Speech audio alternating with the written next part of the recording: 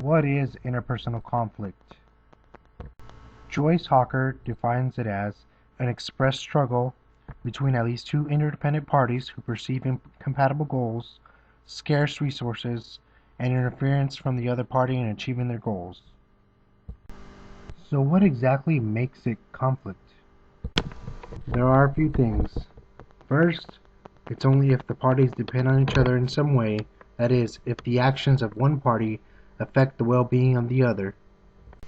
This is particularly common in relationships with high interdependence, such as those with your parents, professors, bosses, and close friends. Secondly, it's from perceiving that our goals are incompatible with another person's goals. Not that they're different, but it is impossible to satisfy them both. For example, you want to spend your tax refund on a new flat-screen TV, but your spouse wants to spend it on a family vacation. You can't do them both. Then it's usually over resources that are limited, like money, time, and power. For example, your partner wants you to split your vacation time between hiking and being with his or her family. If you perceive that you don't have enough time for both, then you will experience conflict of how you spend your time. Conflict in personal relationships and the 5 basic characteristics. Firstly, conflict is natural. Almost every significant relationship is bound to experience conflict once in a while. Conflict has content, relational, and procedural dimensions. The content dimensions are the specifics from which the conflict arose. The relational dimensions are the implications the conflict has for the relationship.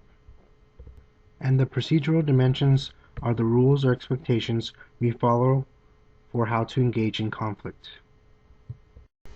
Conflict can be direct or indirect. You can deal with it directly and openly, or you can deal with it indirectly by behaving in a way that's hurtful or vengeful toward the other person. Next, conflict can be harmful. Studies have shown that engaging in conflict often causes the body to produce a stress response by increasing the level of stress hormones. And it is particularly harmful to personal well-being when it escalates into aggression and violence. Lastly, conflict can be beneficial. For example, working through conflict in a positive, constructive manner can help people learn more about each other and their relationship. And if it's managed constructively, can also help to prevent small problems from escalating into larger ones. The most common sources of conflict in personal relationships. First is personal criticisms. Spouses' complaints are criticisms of each other's undesirable behaviors or bad habits, like smoking or drinking. The second is finances, which is conflicts about money and how it should be spent or saved. Lastly, there's household chores, or division of labor. You have to divide up the tasks like cleaning, cooking, gardening, and car maintenance, and some people disagree of who should take on the responsibilities. Managing conflict styles. The 5 styles or strategies are competing, avoiding, accommodating, compromising, and collaborating. Let's take a look at a conflict that has arisen between 2 friends, Brian and James, and how they can manage it.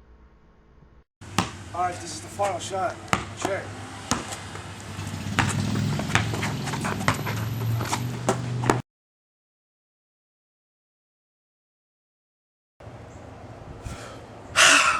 What the heck, man? Why did you? That's my beer. You wasted a beer. That was my last beer, bro. Competing represents a high concern for your own needs and desires and a low concern for those of the other party. Now let's see them try this. Man, you shouldn't have put your beer in my truck, man. It's not my fault you suck at basketball. Here Brian shows he doesn't care and insults James. In avoiding, it involves a low concern for both the self and the other. Let's see how this works out. Dude, let's just finish the game, man. It's getting late anyways. Here Brian shows no concern for anything and just wants to continue or finish. In accommodating, you demonstrate a high concern for the other party, but a low concern for the self. Let's see this. Alright, dude, you can just have my last beer, man. Thanks, dude. Here, Brian shows no concern for anything and just wants to continue or finish. In compromising, you show a moderate concern for everyone's needs and desires. Both parties give up something in order to gain something. Hey, man, I'm sorry I knocked your beer over. You can have one of my last ones. Alright, man, even though you're out of bounds, you can have the last shot. Tie! Here, Brian gives James his last beer, and James lets Brian have the next turn, even though he knocked it out of bounds by blocking him. In collaborating, you present a high concern for both your needs and the other party's needs. You try to arrive at a win-win situation. Let's see this now. Oh, man, it's cool, dude. Don't trip out so much, man. We're almost out anyways. Let's go get some more. Here, Brian and James decide to get more beer, since they're almost out. Which style do you think they chose?